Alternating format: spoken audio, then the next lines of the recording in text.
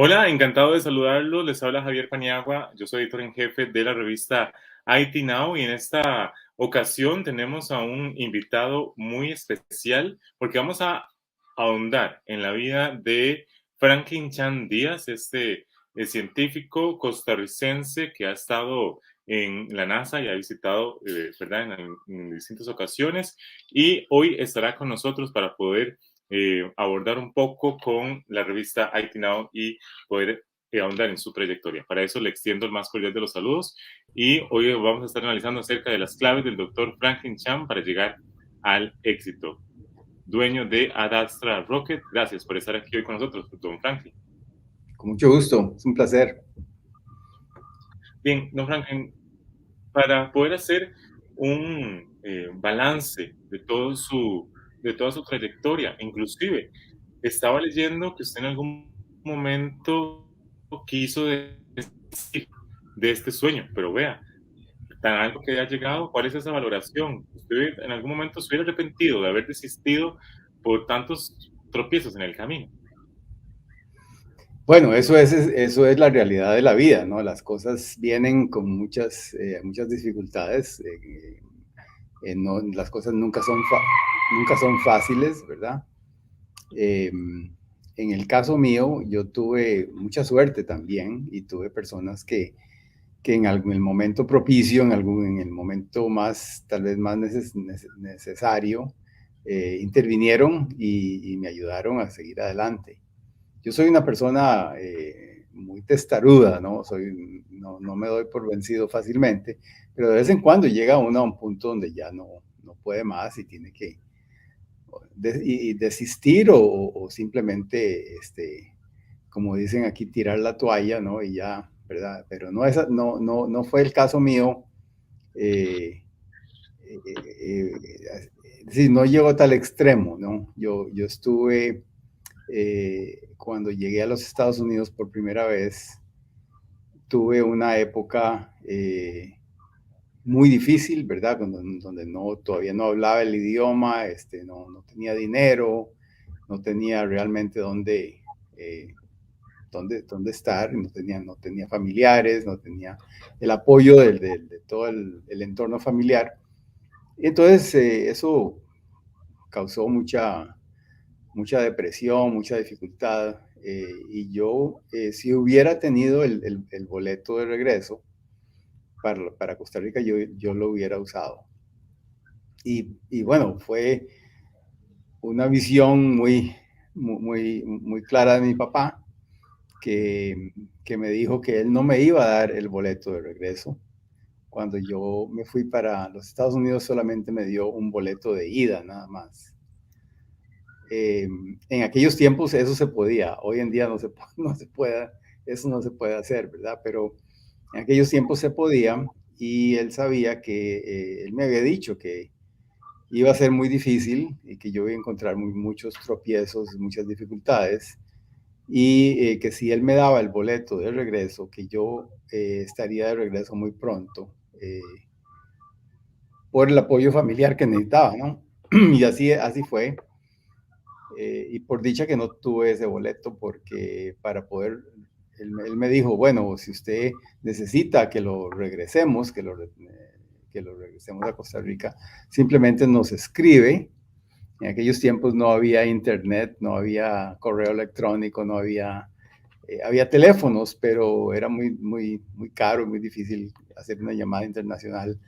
Entonces, la única forma de comunicarse era por cartas. Y las cartas duraban meses en llegar y la respuesta otros meses en regresar. Entonces, realmente la cuestión es que tenía suficiente tiempo para tal vez resolver el problema.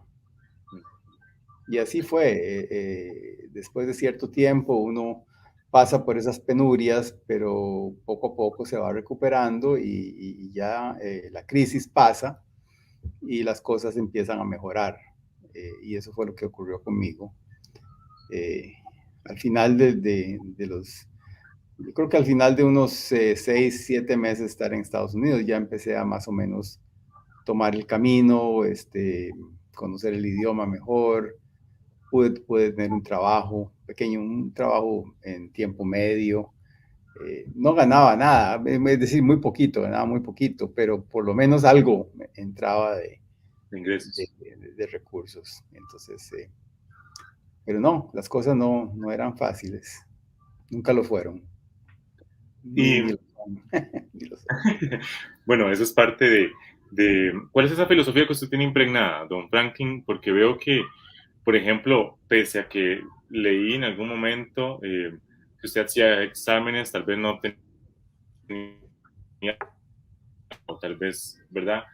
Hasta el segundo intento, ¿se califica usted como una persona persistente, perseverante, para vencer los obstáculos y Sí, levantarse de las caídas?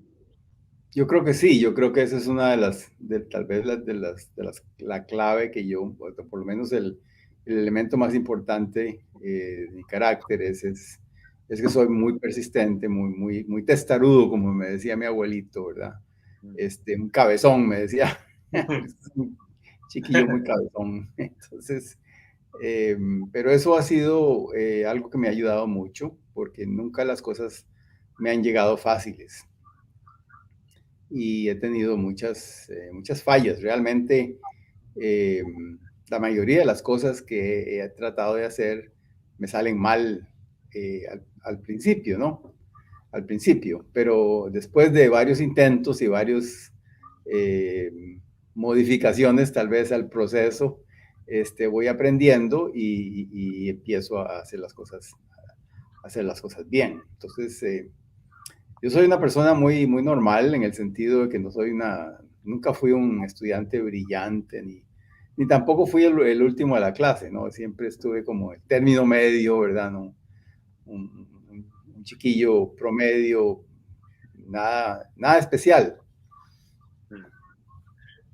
Inclusive, don Franklin, pero ese nada especial se convirtió, por ejemplo, hace poco la NASA, el 15 de septiembre, lo reconoció como por su legado hispano, ¿verdad? Por más de 1.500 horas en el espacio durante 7 misiones y etcétera, ¿verdad?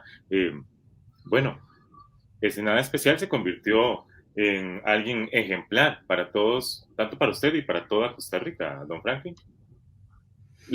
¿Cómo Sí, toma ese pero eso reconocimiento? tal vez eso no es un atributo mío per se, sino que es más bien un resultado de una vida de bastante esfuerzo, de persistencia, ¿verdad? Y eso simplemente refleja que cualquier persona que se decida a hacer algo y tenga la persistencia, ¿verdad? Y el deseo de seguir adelante a pesar de las fallas, lo puede lograr. Entonces yo creo que, como le digo, no siento como que no tengo pues características especiales, ¿no? Como ser humano, sino que soy un ser humano que simplemente eh, le da muy duro a las cosas, ¿no? Trabaja el problema, ¿no? Y aprendí a hacer eso y yo creo que mucha gente lo puede hacer, no es algo que sea imposible a otras personas. Don Franklin, en algún momento, si usted volviera a nacer de nuevo, ¿usted volvería a escoger esta profesión, este oficio ligado a la tecnología? Sí, yo creo que sí, yo Definitivamente. creo que eso sí nació conmigo. Yo siempre fui fascinado, me fascinaba entender el entorno, el mundo alrededor mío y por qué eran las cosas como eran, ¿no? Y no solamente la parte técnica, la parte científica, sino que me interesaba el comportamiento de las personas, por qué las cosas se hacen como se hacen. Me interesaba mucho los aspectos, inclusive la política. Para mí la política es interesante. No me interesa meterme en política, pero sí me interesa cómo funciona todo el quehacer, ¿verdad? Toda la interacción de los seres humanos y cómo la sociedad funciona. Eh, bueno, no, encima de eso, toda la parte técnica también. O sea, yo soy una persona como que nunca crecí en ese sentido. Yo soy un chiquillo. Usted sabe que los niños, ¿verdad? Cuando nacen, andan siempre explorando, ¿verdad? Viendo a ver qué es esto, dónde estoy, ¿verdad? ¿Qué son las cosas que están a mi entorno? y a medida que la persona crece, tal vez a punta de golpes y punta de, de, de castigos y tal vez la gente lo encajona a uno en un túnel, ¿verdad? Y la gente pues eventualmente se mantiene en ese cauce y no sale. Yo no, yo tal vez tuve la ventaja de que nunca crecí hasta cierto punto, nunca, nunca crecí. Sí, Bueno, y eso lo mantiene en constante exploración y poder sí. estar en constante aprendizaje, además. Sí, cuando vengo aquí a mi laboratorio, en la empresa, las cosas que estoy haciendo, es como ir a jugar, ¿no? Mm. Al, al, al, a la, al cajón de juguetes, ¿verdad? Y ir a ver qué se puede hacer, ¿no? Que son cosas nuevas, que inventa uno. Eh, entonces, sí, tal vez hasta cierto punto no crecí. Todavía Dicen que estoy en eso, además, ¿no? dicen que además escoge un trabajo que le gusta y no trabajará usted ni un solo día de su vida, ¿verdad? Además. Eh, Don Franklin, Claro. con respecto a esta trayectoria que usted ha tenido, ¿usted alguna vez pensó la magnitud que en algún momento usted generaría en la población costarricense gracias a su trabajo y el aporte por la tecnología? No, esa parte no la tenía contemplada. Eso sí fue un poquito de choque en el caso mío. No, yo no estaba listo para ser una persona pública, ¿verdad? Una persona eh, que cuando llega a Costa Rica o llega a algún lugar, la gente lo saluda, como que, es decir, personas que yo nunca visto en mi vida, ¿no? Entonces, me conocen haberme convertido como en un referente para otras personas, eso no lo tenía contemplado. Y es una gran responsabilidad que uno tiene que adquirir y aceptar y cuidarla mucho, porque yo cuando estaba chiquillo también tenía ídolos, ¿verdad? Empezando por mi papá, por supuesto, mi mamá, algunos de mis profesores, científicos, ¿verdad? Personalidades, eh, digamos, políticos, líderes, ¿verdad? En diferentes países. Entonces, personas que yo veía como referentes. Y en algunos casos, pues me acerqué a algunos de ellos y pude inclusive llegar a conocerlos. Eh, y si estas personas me hubieran hecho una mala cara o me hubieran dado como decirle, o tal vez me hubieran despreciado o me hubieran simplemente echado a un lado, tal vez hubiera sido un golpe muy duro para mí y tal vez hubiera descarrilado, ¿verdad? El, el sueño. O sea, esos sueños desde jóvenes son relativamente frágiles. Y si uno tiene un referente, una persona que lo admira y esa persona le hace un desdén o le hace algún tipo de, simplemente porque no le pone atención porque tiene tanta gente que lo está tratando de conocer y quieren tomarse una foto y todo eso, eh, puede hacer mucho daño. Entonces yo cuando estoy enfrente o cerca, digamos, de jovencitos, de niños que quieren saludarme, que quieren estrechar mi mano y todo eso, yo siempre trato de atenderlos a todos. Y eso es algo que es bastante desgastante, ¿no? Porque la cantidad, ¿verdad? Es muy alta. Pero si yo digo que el daño que podría hacerle a un chiquillo, simplemente por no darle la mano o por no atenderlo, o por no eh, tomarme una foto con él o con ella, ¿no? Y yo no puedo, no podría soportar, ¿verdad? Ese hacerle daño a un chiquito, a una chiquita que esté usando mi persona como tal vez como referente o como que le ayude a seguir adelante. Entonces yo trato de poner mucha atención en eso y en las experiencias públicas que he tenido a veces salgo muy cansado porque la gente es demasiado, tal vez a veces la interacción, ¿no? Ujú. También con respecto a don Franklin, ya propiamente de la experiencia que usted vivió con estas misiones, eh, ¿verdad? Bueno, nosotros nunca hemos ido al espacio, digamos, en el caso mío y así, pero ¿cuál es ese aporte que tal vez usted realizó basado en esta experiencia? Un poco como para trasladarnos a toda esta experiencia de estar en el espacio y de aprovechar la tecnología para la humanidad. ¿Cómo fue?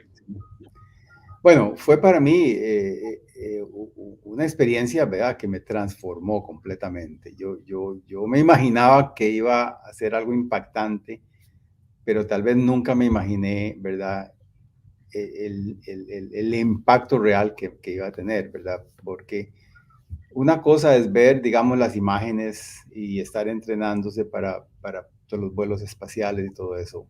Y la otra cosa es estar ahí, realmente en ese momento. Cuando uno llega, bueno, en el caso de la primera misión, el primer momento que uno despega del planeta y ya se encuentra en el espacio, eh, es un impacto, ¿verdad?, extraordinario para la persona. Y todas esa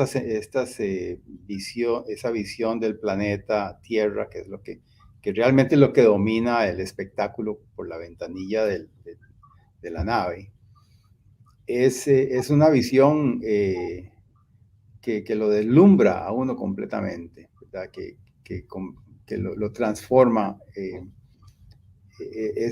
Yo digo que es lo más bello que cualquier persona haya podido ver, ¿no? Es decir, es poder ver ese planeta en que nosotros vivimos. Todavía en la órbita terrestre, pues estamos cerca de la Tierra y entonces el planeta se puede apreciar en todo el esplendor, ¿verdad?, de la Tierra. Y uno se pone a ver que uno está aquí y el resto de la humanidad está allá. Y uno está completamente fuera. Y uno se pone a ver todos los países que pasan y todas las estructuras, toda la geografía, los mares, todo, las montañas, todo lo que pasa, y uno dice, bueno, ahí vive toda la humanidad, ¿verdad? Todos los seres humanos están ahí. Ahí está mi familia, ¿verdad? Ahí están mis primos, mis hermanas, hermanos, toda la gente que vivió en el pasado, vivió ahí, y todos los que viven ahora están ahí, ¿no? Y yo estoy aquí. Mm, Es algo muy fuerte, muy fuerte. Y entonces uno se pregunta, ¿por qué yo, verdad? ¿Por qué yo tengo ese privilegio de estar ahí, eh, diferente a otros miles de millones de personas que están allá? Y bueno, y también se ve un planeta como muy pacífico, ¿verdad? Como muy tranquilo, todo muy bello, y uno se da cuenta que las cosas que están pasando en el planeta, pues hay guerras por todo lado, hay gente muriéndose de hambre, hay gente pasando penurias, ¿verdad? Eh, y todas esas imágenes le pasan a uno por la cabeza. mm. También, bueno, con el tema de la gravedad, por ejemplo, o me imagino que también el tema de poder estar, sentir y explorar, utilizar la tecnología para avances y demás. Me imagino que también cambio climático se puede observar, muchísimos otras proyecciones, ¿verdad? Sí, bueno, Eso yo fue tuve la en el vuelo. suerte que me tocó volar por muchos años, entonces yo no me imaginaba que iba a volar más de una vez. Es decir, yo No. al realizar un sueño de volar al espacio, Dios mío, una vez, ¿verdad? Con solo una vez, ¿verdad? Pero yo nunca me imaginé que iba a volar 7 veces, ¿verdad? Y que iba a volar en tantas misiones a través de tantos años. Eh, entonces, en el caso mío, yo tuve la oportunidad desde el año 86, que fue mi primera misión, al año 2002, que fue mi última misión, Ujú. eh, volar y ver la Tierra como iba cambiando a medida que yo la visité, yo la veía desde el espacio en diferentes misiones. Pude ver los cambios, digamos, en la población de los Estados Unidos. Por ejemplo, la expansión, ¿verdad?, de la población del país hacia el oeste, la costa del este, las grandes ciudades del este. Uno veía más cómo se iba expandiendo la población hacia el oeste. Eh, Se veía muy claramente los cambios digamos, en la cuenca del Amazonas, los cambios en el corte de los árboles, la pérdida de bosques. Eh, Podía uno ver la contaminación de los ríos, de los mares, eh, la gran cantidad de humo que se producía en diferentes partes del planeta por las quemas que estaban haciendo, la contaminación de la atmósfera. Es decir, uno podía ir viendo a través de 20 años, que fue el periodo que yo estuve volando, los cambios que estaban sucediendo en el planeta. Era un privilegio extraordinario poder tener esa silla, ¿verdad? Para contemplar el cambio de un planeta a través de dos décadas, básicamente, Y a y Costa Rica, verlo. por ejemplo, ¿cómo se le veía también, don Franklin? También, igual, Costa Rica la misma cosa, también la contaminación, la expansión, digamos, de toda la gran área metropolitana que se fue expandiendo en todas las direcciones, todos los cambios en la cantidad de bosques. En el caso de Costa Rica, realmente mejoró hasta cierto punto. Costa Rica mejoró su cantidad de bosques y eso fue un gran logro para el país, algo que debemos estar muy orgullosos de eso.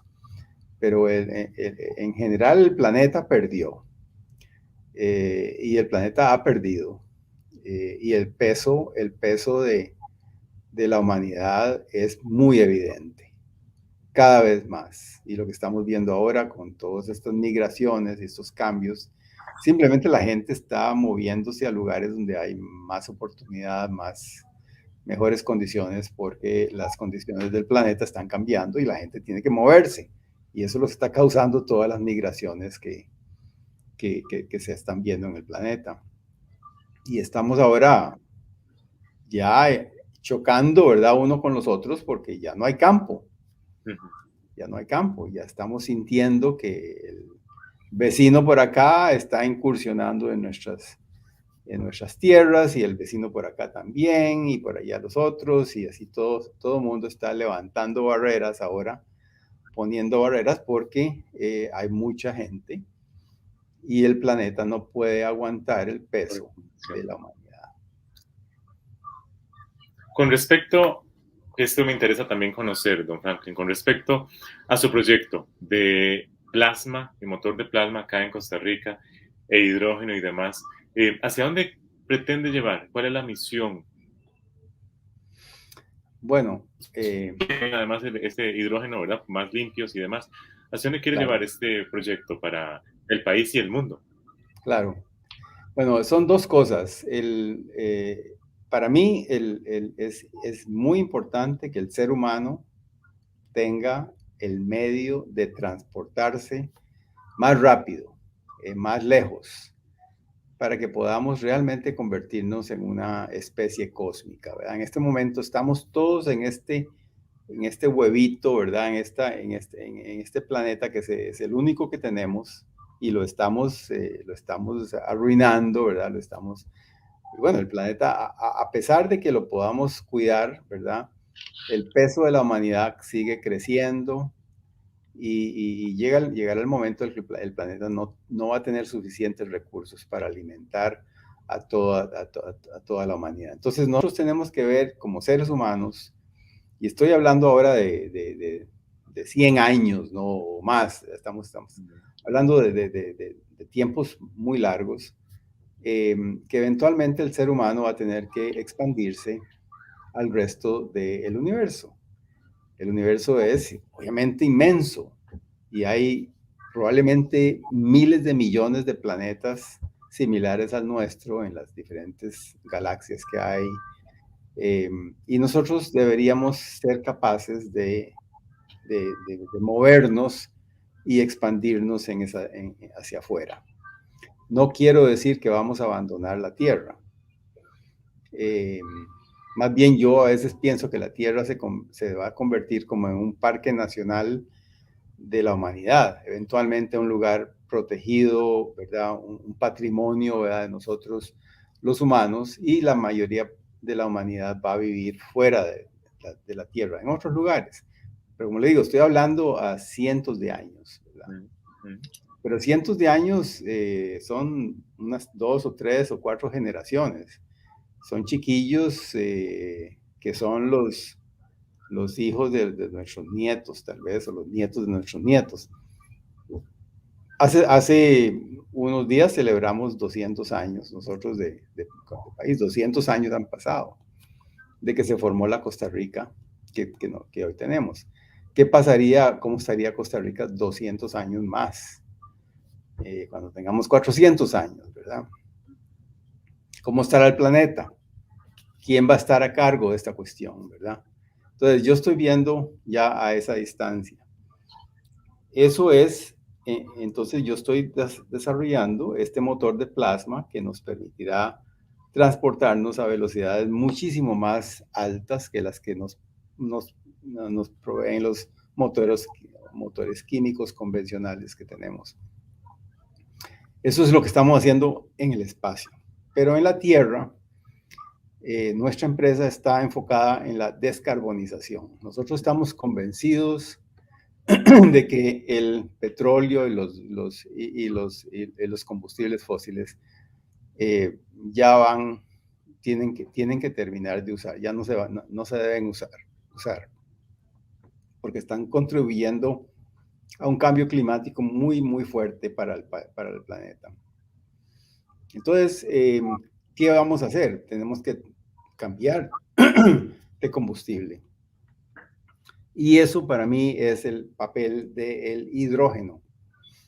El hidrógeno como combustible, como medio de almacenamiento de energía, que lo podemos producir en nuestro país con fuentes renovables y con recursos que tenemos en Costa Rica. No tenemos que importar el petróleo o los combustibles químicos, los hidrocarburos de fuera.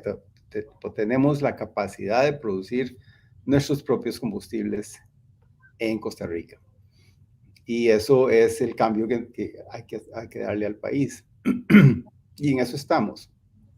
Ha sido un camino difícil porque cambiar de escopeta es a veces no es confortable a mucha gente. Mucha gente está ya acostumbrada al uso de los combustibles fósiles. Hay una economía que está ya basada en el trasiego de los combustibles fósiles. Entonces, esos cambios incomodan al principio. Pero bueno, hay que hacerlos. Y pese a que incomoden, hay que hacerlos. Son importantes y son necesarios para poder tener una vida mejor más adelante. Al menos estos bueno, como usted decía, ese cambio de escopeta, precisamente porque todavía sigue instaurándose este tipo de hidrocarburos, ¿verdad? Inclusive, todavía seguimos hablando de si lo reducimos, le bajamos el precio, cómo le quitamos impuestos para poder, ¿verdad? Y cuando hay una solución ya más directa como es el hidrógeno. Eh, Inclusive, hasta vi que en eso tuvieron más de 75 horas continuas, ¿verdad? El proyecto. Además, obtuvo un récord. Está trabajando Eso con fue toda, aquí, sí, eso fue aquí en Houston, en en las cuanto a operaciones que este tenemos. tema. Sí, a eso fue aquí en Houston, en las operaciones que tenemos aquí en el laboratorio de Texas, con el motor de plasma. Nosotros estamos desarrollando el motor de plasma aquí en Texas, en el laboratorio de la empresa. En Costa Rica estamos enfocados en el hidrógeno, es otra cosa. Pero aquí en Houston estamos disparando, haciendo disparos del motor de plasma ya de larga duración. Y este último que logramos el 16 de julio pasado, fue un récord extraordinario, fue un gran hito para nosotros porque el motor funcionó, operó por 88 horas continuas Mm, a 80 kilovatios, que es una potencia muy alta para este tipo de motores, ¿no? Y es un récord mundial, es un récord mundial que, que deja a toda la competencia órdenes de magnitud atrás, ¿no? Estamos hablando de que ni siquiera se acercaron o los competidores, tal vez en otras tecnologías, a, a una, eh, ¿cómo decirle? El competidor más cercano solo pudo operar su motor por menos de una hora wow, a 60 kilovatios de potencia, 63 kilovatios de potencia. O sea, wow. 63 kilovatios de potencia por menos de una hora comparado por 80 kilovatios por 88 horas. Son dos órdenes de magnitud, ¿no? Wow. Entonces, estamos muy bien posicionados en este momento en la tecnología.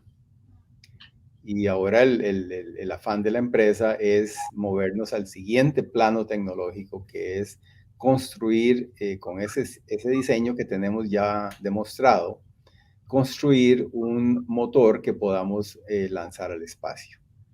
Es el mismo motor que tenemos en la cámara de vacío, aquí en el laboratorio, es el mismo motor, pero construido con materiales ya más, con un pedigrí más conocido, algo más caro, pero es el mismo motor y ese es el motor que iríamos a probar en el espacio.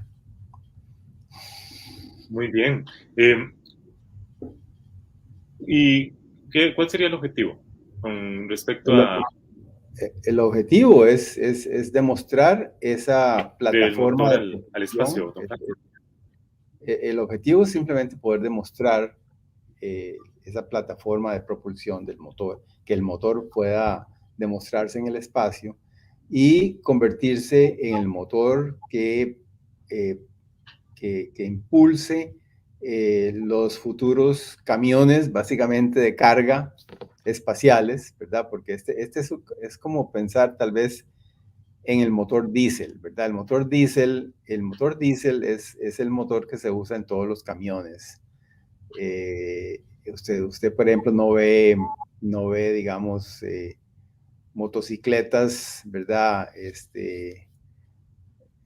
Con motores diésel. Usted no ve carritos pequeños, algunos muy poquitos tienen motores diésel, pero el motor diésel es un motor que está diseñado para alta potencia, para gran músculo, ¿verdad? Para poder mover cargas grandes, ¿verdad? Y nosotros en ese sentido estamos desarrollando el equivalente, tal vez el motor de plasma es el equivalente del motor diésel, ¿verdad? Para el transporte de carga y toda la logística espacial que viene de camino ahora en la nueva era espacial comercial. Hay tal vez cientos de miles de objetos en órbita alrededor de la Tierra y en las cercanías de la Tierra y la Luna. Y estos objetos tienen que mantenerse, algunos hay que simplemente ir a quitarlos porque son chatarras, son basura que hay que eliminar, hay que limpiar. O sea, hay mucho trabajo, ¿verdad?, que le concierne a vehículos pesados, a vehículos de carga. Y nosotros estamos desarrollando el motor que va a impulsar esos vehículos. Ese es el mercado nuestro, ese es nuestro plan de negocios, podría decir. Muy bien. Con respecto a otro tema también importante, don Franklin, con esta agencia espacial costarricense que hace poco se aprobó, ¿esto podría posicionar a Costa Rica también en la exportación e importación de productos espaciales y posicionarlo también como referente? Claro, claro, no, Costa Rica tiene mucha posibilidad ahora con, pues, obviamente la tecnología es ahora eh, permea a todos los países porque tenemos acceso a información. Entonces, desarrollar tecnología espacial en Costa Rica no es nada no es nada nuevo. Es decir, es algo que se puede hacer porque tenemos la materia gris necesaria para hacerla, ¿verdad? Y tenemos los medios de comunicación y tenemos la infraestructura, ¿verdad?, de científica en el país para lograrlo. Eh, entonces, la agencia espacial lo que está haciendo es que está ayudando a que el país pueda ser partícipe de todas estas nuevas relaciones entre los diferentes países que están trabajando en el ámbito espacial. Todos ellos tienen ahora agencias espaciales. Y cuando estos países hacen acuerdos internacionales, se hacen acuerdos entre las diferentes agencias espaciales. Y el tener nosotros una agencia espacial implica que tenemos una invitación a la mesa, que nos invitan a la mesa. Y eso es lo importante, que nos inviten, que podamos ir a sentarnos en la mesa, ¿verdad? Porque dice el refrán aquí que si uno no está en la mesa, está seguro en el menú. Mm. Muy bien. Con respecto también, don Franklin, usted decía que a usted le gusta la política. En algún momento, bueno, ahorita estamos en elecciones acá en Costa Rica, ¿en algún momento ha aspirado a ser presidente o cómo utiliza la política? Porque en todo lado hay política, en todo. ¿Cómo lo utiliza la política para poder dar honor a ese gusto o esa afición que usted tiene? Claro, bueno, me interesa mucho cómo es que los costarricenses nos manejamos, ¿verdad? Cómo es que funciona la operación de la democracia costarricense, las instituciones que nos gobiernan, cómo es que todo esto funciona, esta maquinaria, ¿verdad? Para bien de la sociedad, de de todas las personas, todos los costarricenses. Eh, Nosotros tenemos un sistema democrático, claro que sí. A veces el problema que tenemos es que tenemos una democracia tan fuerte, ¿verdad?, que llega al punto de convertirse en generar mucha entropía, le llamamos tal vez en la jerga científica, ¿verdad? Es una maquinaria que produce mucho calor, ¿verdad? Porque la gente se expresa. Eh, y hemos perdido eficiencia en nuestras capacidades de manejar los negocios del pueblo.